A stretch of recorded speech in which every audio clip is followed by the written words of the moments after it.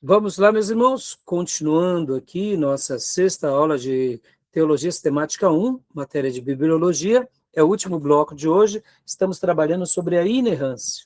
Vamos ficar só nesse material mesmo, tá bom? Nossas aulas estão sendo gravadas. Alguma dúvida até agora? Tudo bem? Deixa eu só falar aqui para vocês sobre algo que eu gosto de mencionar quando tratamos sobre a inerrância. Irmãos, um dia Deus criou todas as coisas no universo, depois ele criou, né, os planetas, criou o planeta Terra, ali criou o Jardim do Éden, criou o homem, a mulher, o homem pecou, Deus, né, realmente os expulsou do jardim, depois Deus separa um homem, começa ali uma história com esse homem, depois vem Abraão, e Abraão, então, esse receptáculo, né, que dele vem uma linhagem sacerdotal, uma nação santa. Deus dá depois a essa linhagem o tabernáculo, dá a arca da aliança, depois vem o templo, vem a nação de Israel e tantos acontecimentos.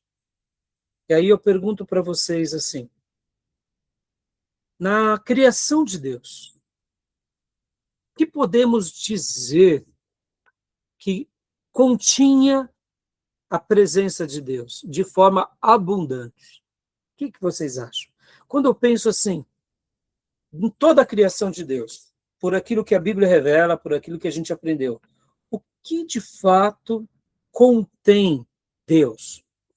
Hoje, quando nós olhamos na criação, eu não estou fazendo essa pergunta tentando ser místico, como os panteístas que dizem que na árvore tem Deus, no animal tem Deus, na mesa tem Deus. Não, não é isso, não é essa ideia panteísta. Mas assim, sabemos que na criação há o DNA de Deus, há o toque de Deus. Mas nós podemos dizer que pelo menos em duas áreas ou duas coisas há uma presença de Deus abundante.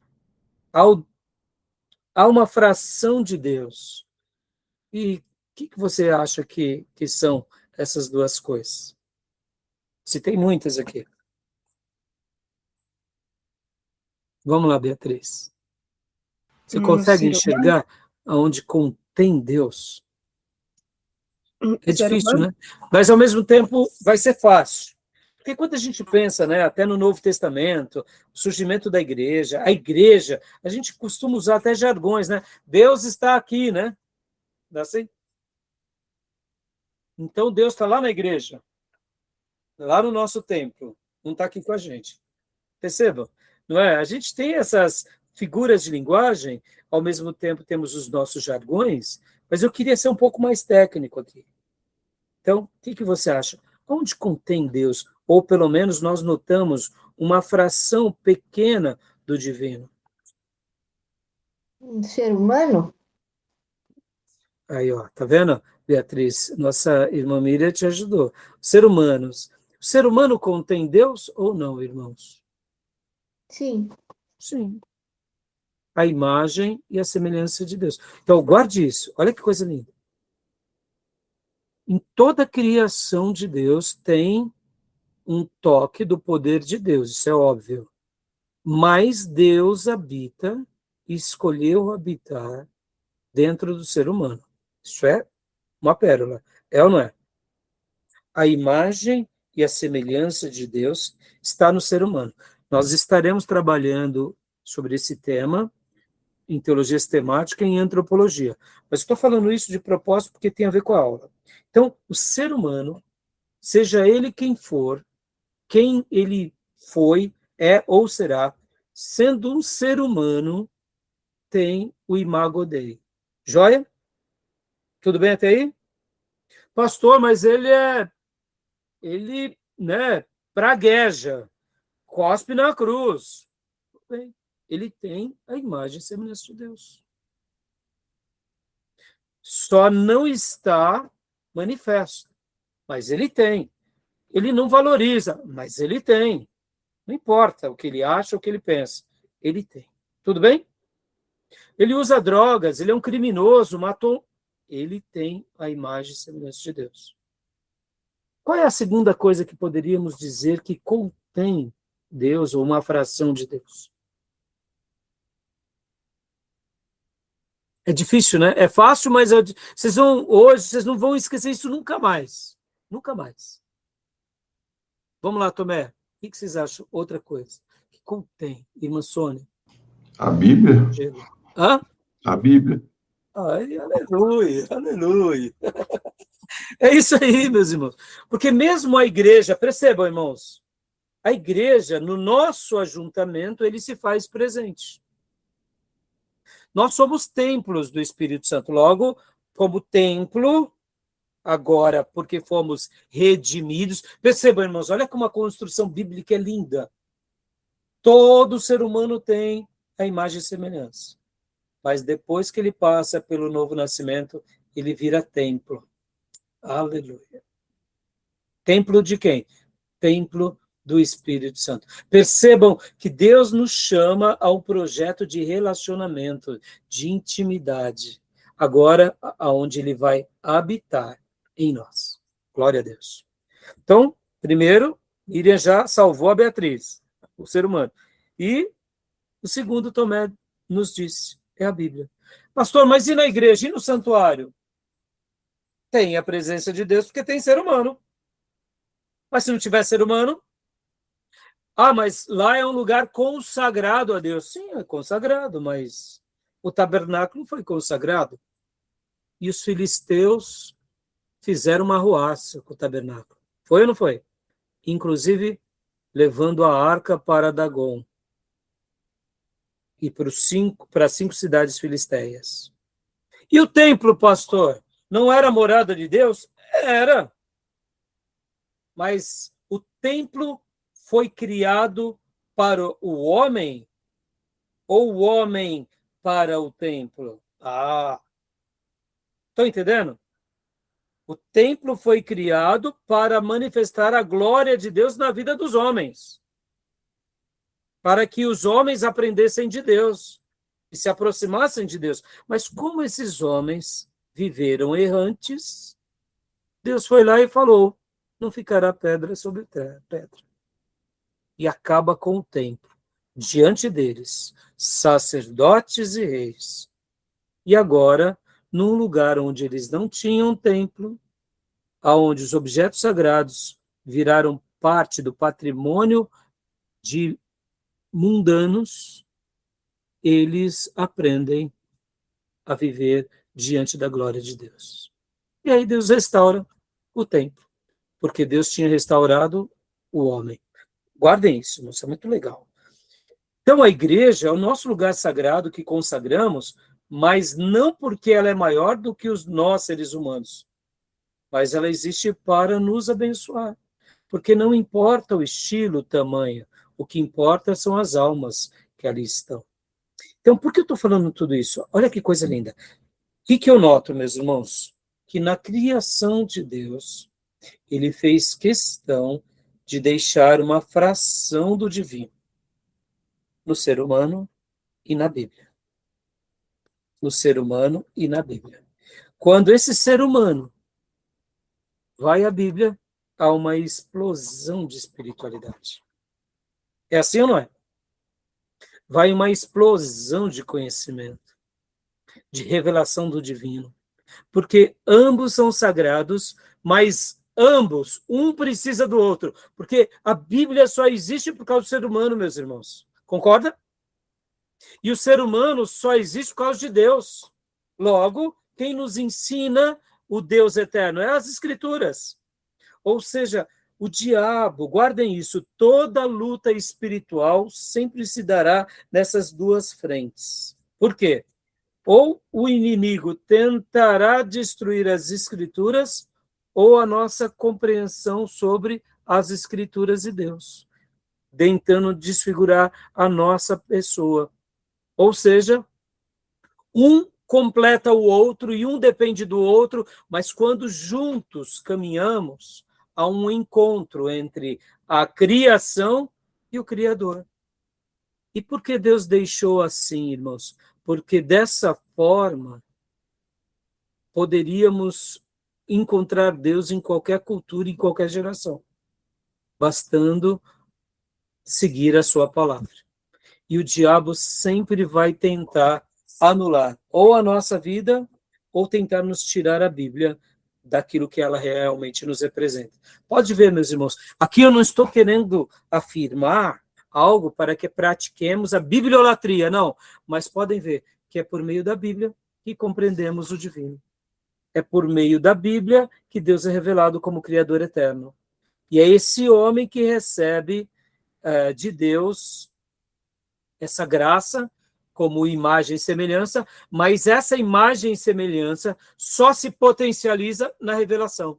Fora da revelação, a gente fica tateando no escuro. É assim ou não é? Interessante, não? Tá bom, meus irmãos? Tudo bem? É uma percepção que eu tenho, tá, meus irmãos? E eu amo essa percepção. Por isso que estamos aqui. Para quê?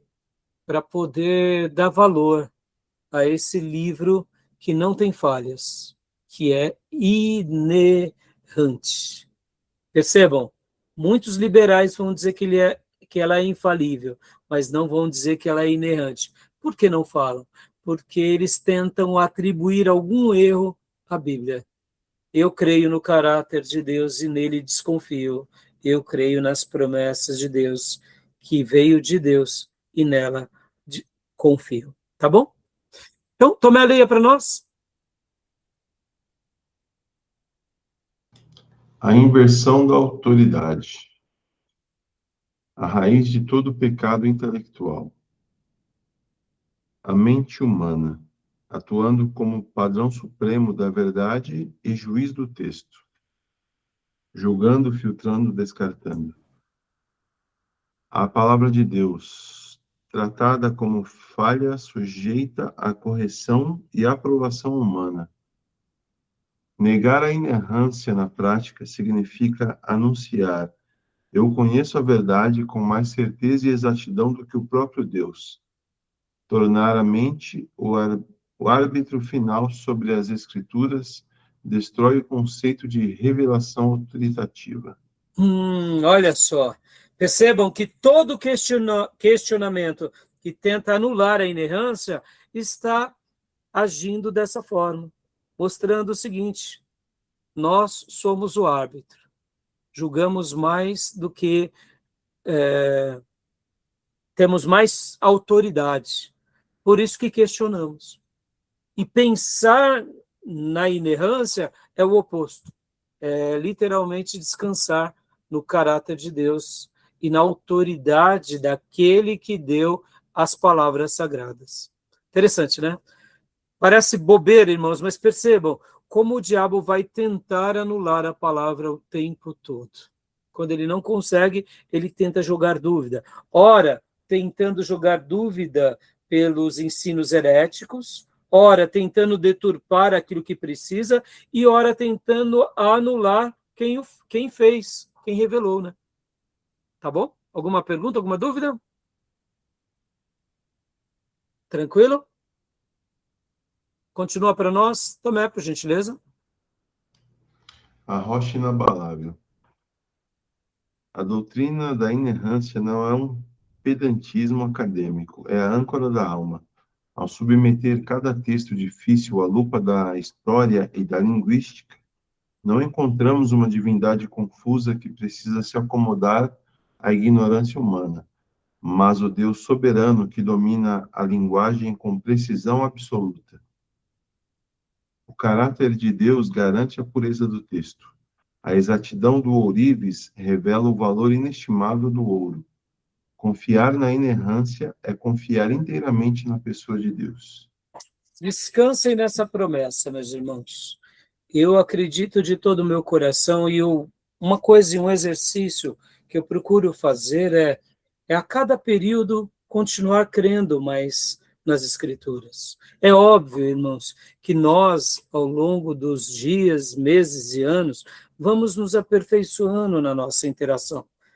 Mas, assim, confie no caráter de Deus, na exatidão do ourives e nessa inerrância. Porque podem ver que todos os filhos de Deus que fizeram algo revelante na história, nas páginas da Bíblia, tiveram essa mesma postura. Quando eu leio, por exemplo, os Salmos de Davi, e eu vejo como Davi amava a palavra de Deus, eu sempre fico lembrando. Davi, que viveu ali por volta do ano 1000, qual era a Bíblia de Davi, meus irmãos? Davi não tinha o Novo Testamento. Davi não tinha o profeta Isaías, Jeremias, os livros de Reis, Crônicas. Davi não tinha os textos de Salomão, mal tinha alguns salmos. Qual era a Bíblia de Davi? A Bíblia de Davi resumia-se nos 5 livros de Moisés, o livro provavelmente de Jó, o livro de Ruth, o livro de Juízes e o livro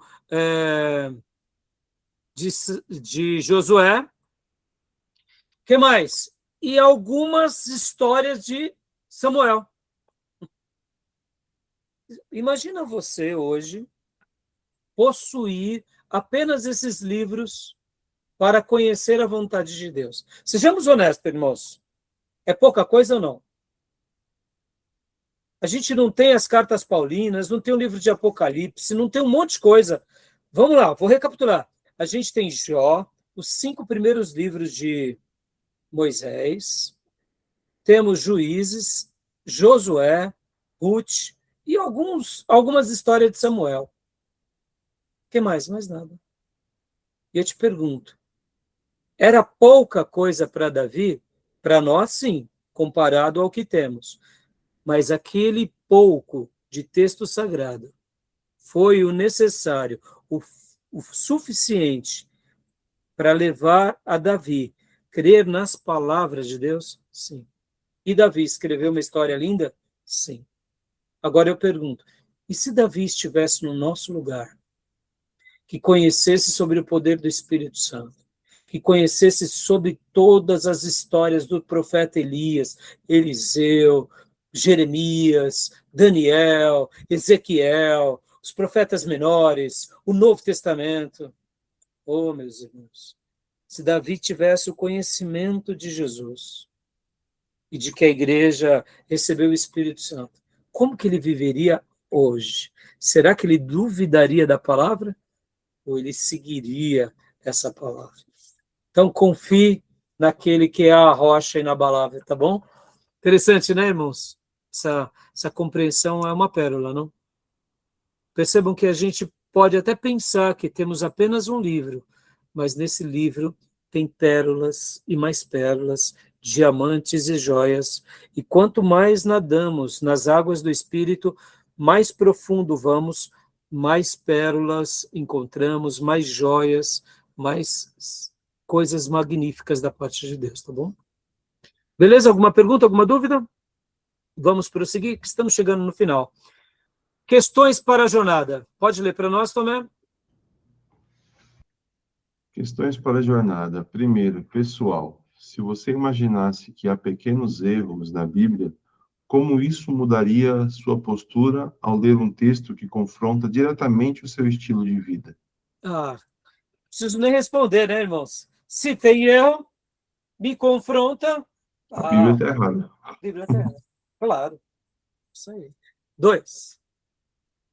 Eclesiástico. A inerrância deve ser exigência para oficiais da igreja ou professores de seminário? Porque a negação desta doutrina afeta o futuro da igreja a longo prazo. Ou seja, um mesmo desdobramento também, né?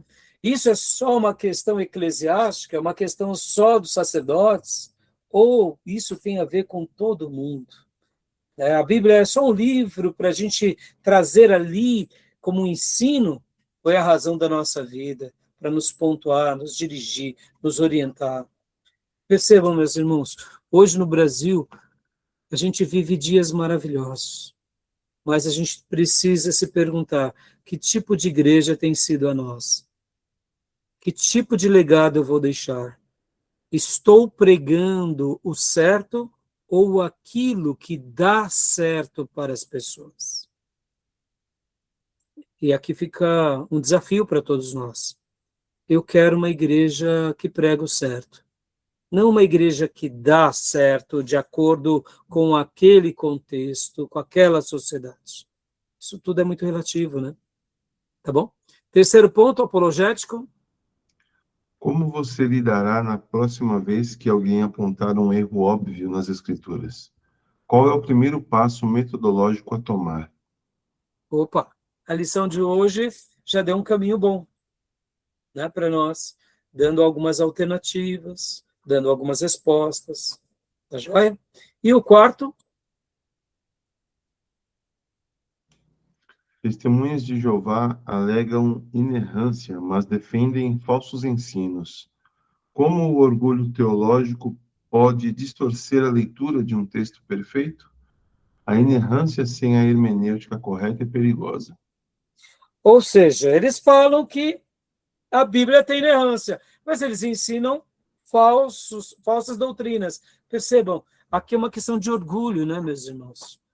Porque quando um testemunha de Jeová começa a ler a própria Bíblia, sem ler a literatura russelita, eles são esclarecidos mesmo naquelas versões que foram deturpadas. Eles acabam sendo esclarecidos. Percebam, irmãos, mais uma vez, a tradição e a magistratura corrompendo as escrituras. Porque na hora que você tirar os livros, né, Sentinela e Despertai, e tirar também os magistrados, que são os mestres deles, eles vão sobrar a Bíblia. Mesmo que a versão deles tenha erro, mesmo assim, eles podem ser esclarecidos na Bíblia dele. Por quê? Porque é aquilo, irmãos, é a palavra, né? É óbvio, houve sim alteração no texto, isso não tenha dúvida. Houve sim acréscimos de uma forma indecorosa, mas hoje, graças a Deus, é aquilo que eu falei para vocês no módulo anterior, da segunda aula de hoje. A urina da história traz tudo o que aconteceu na história, né, irmãos? Por isso que não adianta, irmãos. E isso vale até para nós, viu? Esses dias atrás, eu assisti o jornal, eu gosto muito de acompanhar notícias, mas não assisto jornais, né? Mas, por acaso, eu vi uma reportagem e foi até mesmo sobre a Convenção Batista Americana do Sul, aonde estavam trazendo algumas denúncias. E aqui, vocês verem que isso vale para nós, irmãos. Não adianta, irmãos. Cometer um deslize, pede perdão e acerta. O que acontece? Passou, se eu não me engano, salvo engano, no Jornal da Band. Haviam muitas denúncias na Convenção Batista Americana sobre abusos de pastores, desvios e etc. e tal. Essas pessoas faziam as denúncias e ia para a convenção. Só que a convenção, muitas vezes, para não trazer aquele desgaste que uma denúncia traz, ou porque o pastor era uma pessoa muito importante, colocava ali meio que debaixo do tapete. Bom, passaram-se décadas, trouxeram tudo à tona, e agora os cadáveres estão saindo dos armários. E aí ficou muito vergonhoso. Por quê? Porque quando a gente negocia com o pecado, a gente vai se encontrar com o pecado. Como diz o texto sagrado, o pecado nos encontrará. Perceba, eu fiz uma denúncia aos russelitas por causa que eles alteraram a Bíblia. Mas se nós cometermos um erro, a gente também tem que se arrepender, pedir perdão e saber disso, porque o pecado nos encontra, é verdade, mas tem um jeito de fugir desse pecado. É quando a gente se humilha aos pés da cruz. Quando o pecado vai nos atingir, como nós nos arrependemos, ele encontra Jesus. E aí, meu irmão, quando a gente está nos pés da cruz, temos o perdão. Tá bom, meus irmãos? Então, a gente precisa viver a vida ministerial sem arrogância, sem orgulho. E quando errarmos, peçamos perdão. Ué, algo de novo nisso? Ou a gente também está construindo, diante das nossas tradições, um ministério pastoral que não peca, né? Infabilidade pastoral. Não, meus irmãos, isso daí não é para nós, não. A nossa magistratura não está nesse ponto, não. Tá bom, meus irmãos? Terminamos aqui, né? Alguma pergunta, alguma dúvida? Deu para entender? Gostaram do assunto de hoje, esse assunto da inerrância? Muito bom, né, meus irmãos? Maravilhoso, não? Eu poderia aqui, meus irmãos, ter julgado esse material, né, com mais pressa e ido para o próximo ponto, que o próximo a gente vai estar trabalhando sobre a clareza, mas, meus irmãos, isso daqui é uma pérola, né? Isso é uma pérola. É uma pérola magnífica para nós, né? E eu quero que vocês amem a Bíblia, sem demagogia, meus irmãos, só para eu fechar. Eu creio tanto nas Escrituras, irmãos. Para mim isso é tão normal, sabe? Para mim é tão comum. Crer no sobrenatural, crer em Deus. É claro que nos momentos difíceis da vida a gente não tem resposta, mas aí não tem nada a ver com Deus. Tem a ver com a nossa pequenez, né? Então, creio, meus irmãos, que assim como Deus tem um caráter pelo qual nós podemos confiar, as Escrituras é o presente de Deus, do Espírito Santo, que contém esse caráter. Confiar nas Escrituras é confiar no caráter de Deus. E quando eu, como um pecador, que tenho a imagem e semelhança de Deus, me encontro com essas Escrituras, há um encontro com o Criador. Por isso que a nossa vida começa a florescer no mundo espiritual.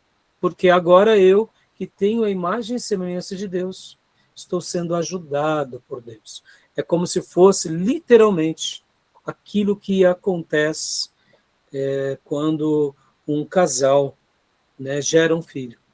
É a união entre duas espécies que gera uma nova vida. No nosso caso, é uma união nossa com o divino, pelo poder e pela graça de Deus. E aí, nascemos de novo. Pode ver, não é isso que aconteceu? Nos arrependemos, porque a Bíblia fala, cremos, dependemos, ou seja, tá bom, meus irmãos? Tá bom, minhas irmãs? Alguma pergunta, alguma dúvida? Próxima aula, clareza, clareza. A próxima característica das Escrituras. E se a aula render, a gente faz a clareza e o próximo ponto. Tá bom? A gente vai seguindo, sem muita pressa. Tá bom? Deus abençoe, minhas irmãs. Até quinta. E as ovelhinhas até amanhã no nosso culto de oração, buscando a face do nosso Pai. Amém. Boa noite, pessoal. Amém. Boa noite. Boa noite, boa Deus noite. abençoe, meus Graças irmãos. a todos. Deus abençoe.